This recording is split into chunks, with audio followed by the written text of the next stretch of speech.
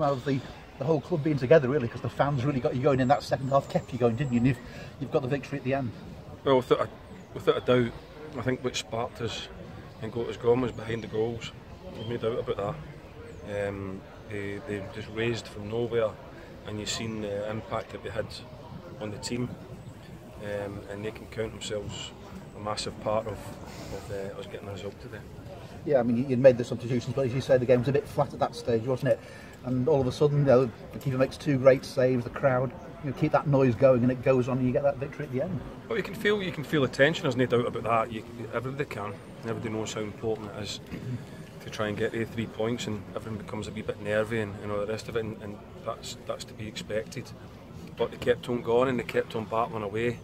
There wasn't a vintage performance in terms of passing the ball around by any stretch of imagination, but it was with just digging in and keep fighting and kept going to the end.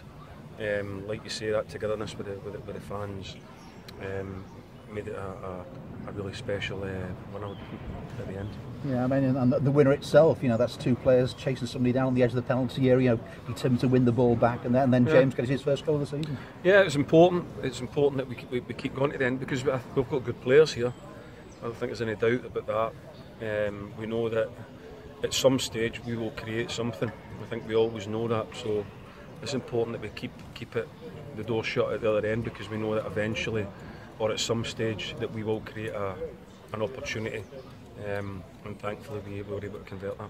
Has that been a little bit of the frustration sometimes, that you've not stayed in games even though you've had opportunities, and then you give a stupid goal away or something goes against you? Because I mean, today's the opposite side of that, isn't it, where you've benefited from it?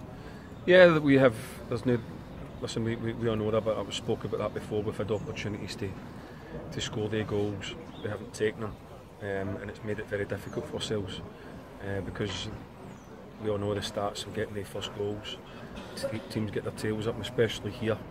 They can make it very difficult for you, but the lads kept going. We've got a fantastic 3 points. We still know we've got a lot of bridges still left to mend, if you like. But you look at the league table now and you're only 5 points from the leaders, and you think, what is going on, But listen, we keep going, we keep showing that fighting spirit. The fans right behind us will do no wrong. Yeah, I mean, as you say, only 5 points. It's a very tight league this year. Do you sort of feel that might be the way that things might pan out as far as the season goes? Well, I don't know. Certainly at the minute, you would have to say that. I mean, we haven't got into our stride yet. We're fighting hard to try and do that. We're working hard to try and do that. We'll continue to try and do that, and I'm sure that today, hopefully, it gives us a big boost and a big lift, and we can take that into training on Monday, and then another really important game on Tuesday night where we'll need to battle and fight again. And if it has to be like it is today, then we're prepared to do that in order to try and pick up another 3 points. Your captain Steve McNulty's come out today and felt the need to sort of say this, we're really a strong unit together, with the fans, we need you there with us as well, sort of thing. How important it is for your captains to sort of make a strong statement like that, do you think? Well, it always is, isn't it? And they'll feel that that has to be said, because there will be question marks asked of us, of course there will, because Tranmere, the expectations, as I keep saying, are right up there, and so they should be, because it's such a good football club. And we put the expectations on ourselves, and we expect to do really well. We are delighted we got the victory today, and we're delighted that together with the fans we were able to try and do that. That shows you the importance of togetherness in order to try and keep getting the results. You have a very honest dressing room. I know you encourage players to say what they think.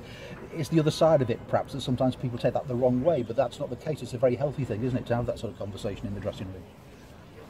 I don't understand. Well, when I know after the game, you want everybody to have their say and to make sure that, and Stephen's sort of making the point there. I think, well, okay, we might have our disagreements sometimes. We say what we think, but we stick together. For a big squad, we stick together, and we want to make this football club successful. Oh yeah, there's nothing the matter with coming in as long as you're composed about your opinion and voicing it. As long as you're composed about it, that's the key. It's not ranting and raving and all the rest of it. It's coming in, getting an opinion and trying to make ourselves better. Because at the end of the day, the best coach of an individual on the pitches is the player who's concerned. And if he sees something and he thinks that it can make us better, or we need to get better at that, then there's no better coaching session than that. because the players are out there feeling that. So now we encourage that. We do that all the time, as long as I say, it stays composed and it stays within a place where it's going to make us better and it's constructive and all the rest of it. I have no problem with that. No. Yeah, I mean, leaders on the pitch are very, very important, aren't they? And you've got a few of those in your team, and that's a big strength of the club. Yeah, and results like that are important. They're very important, no matter how you get them. You know, the situation we're in, it was great to see the scenes at the end. And we're delighted to get 3 points. And now Maidenhead on Tuesday night, and as you say, real euphoria at the end of the game here. Important that you do build on it. You're going to sort of get some momentum now, surely. Yeah, we have to. We've been saying that all along. We know that. It's not any great news to us. We knew that we were playing under their set of expectations, if you like. That we knew that we have to get results. That's not a problem, as we can deal with that. That's what happens when you manage or play at a club like Tranmere. The expectations are there. As long as they stay realistic, I've got no problem with it. We know that we have to get results. We're quite prepared to accept that, but we're prepared to go and try and fight and try and get the results. We started talking off about the positive effect that fans can have on a team. That's a real example today, and that's what you need from them every week for the rest of the season. They give us that all the time. It's nothing that they haven't done since I've been here. I think it's important, and it's nice for them to see the value in what they do, and when they support you like that, they are a massive part of what happened there, because they rose as a man behind the goal, man and woman, you've got to say that, and they got right behind us, child, Paul, yeah, boy and girl, they got right behind us, and you've seen the impact. I'm really, really proud, and I'm really pleased that they played such a big part in it, and they can enjoy their evening and the pint and whatever, and we are very grateful for that. Thanks very much. Thank you. James Norwood's first of the season, I think, how important could it be to him to break that duck? It was the strikers, isn't it? And that's how they operate. They live and die personally by the goals they score. We want more from them at times. We'd have to say that. We want more from a lot of players. But I think we're just delighted that we got that goal that nudged us in front, and it was a massive 3 points. I think that was the fourth or fifth clean sheet of the season. There's been a lot of talk about the other end of the field this year, but the defence are doing so well as well. Yeah, and before I came, if you look at the stats before I came, because we come over everything, we have a look at everything, it was the same before I came, and we never scored heavily before I came. I think we were running about a goal a game, but the goals against column was the best in the league. But the goals for was done at 18th, 19th. So it's something that we were aware of before we came. We need to score more goals, we need to be more aggressive in 18 yards. We know all about that. But as long as you keep clean sheets and you've got players in the pitch who can do that for you, you've always got a chance. George Waring's debut, what did you make of him when he came on?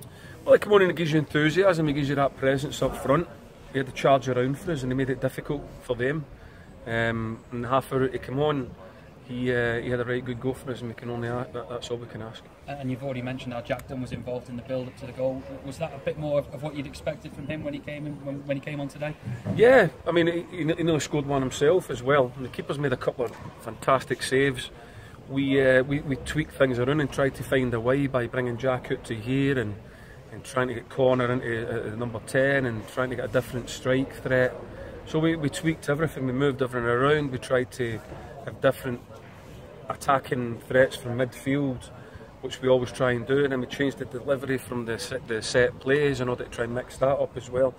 So we've got players that are adaptable and able to do that, and today it's paid dividends. Does that show the strength of the squad as well? Because we've got the likes of Alabi and Mangan who weren't even in the 16 today. No, Alabi was on the bench. He's the big guy, the big black lad on the bench, 6'2", full of muscles. He was sitting behind me, so yeah, he was there. Mangi no, because as we say, we try and pick a group of players that we always believe, and I always say that believe that can get us a result. Thankfully, we left it a bit late, but we were able to do that.